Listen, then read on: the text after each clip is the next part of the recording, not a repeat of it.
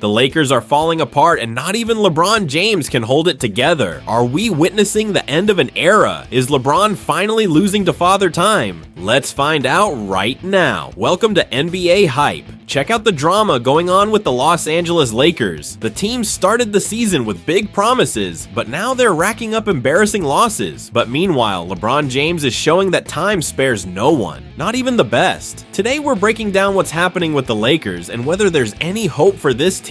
But first, subscribe to the channel because we've got fresh NBA news every day. Man, it's painful to watch the Lakers play right now. The defense, which used to be a cornerstone of the team, is a total mess. They're ranked 27th in defensive efficiency out of 30 teams, and their transition defense is straight up the worst. There's no focus, no effort, and the result is bizarre lapses in coverage. Against the Miami Heat, it was a masterclass in how not to defend. The team gave up 134 points, including Tyler Herro dropping 7 threes in the third quarter alone, And this wasn't an isolated loss. In the last 12 days, the Lakers have lost 4 games by 25 or more points. It's so bad that this stretch includes the 8th worst loss in franchise history. It feels like every game, the team digs themselves deeper into the standings in the Western Conference.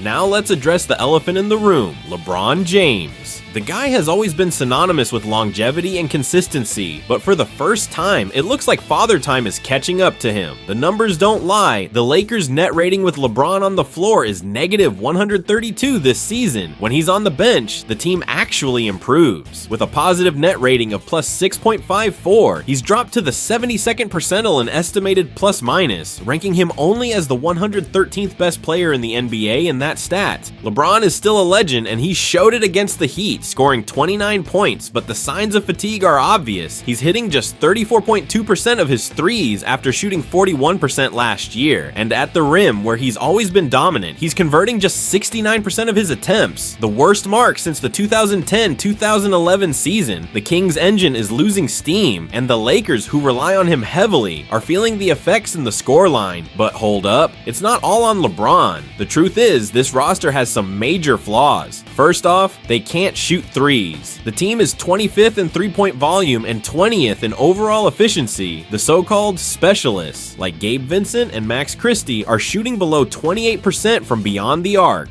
Another issue is the lack of consistent defense. Anthony Davis, who started the season looking like an MVP and Defensive Player of the Year candidate, has already given up on that idea. The team's collective effort is so bad, you have to wonder if they're even trying to compete or just waiting for the season to end. So what's the solution?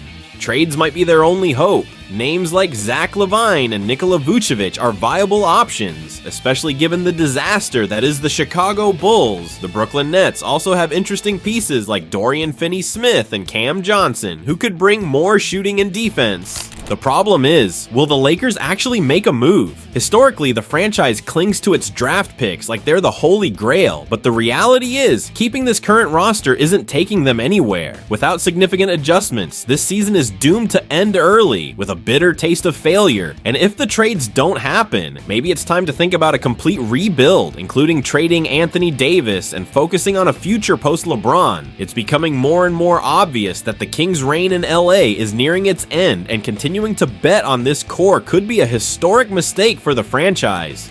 So do you agree or disagree with this take? Drop your thoughts in the comments, and don't forget to smash that like button. Help us out as we're just starting out here. Subscribe to the channel and turn on notifications. That's the only way to stay on top of all the hottest NBA news, and see you later, alligator.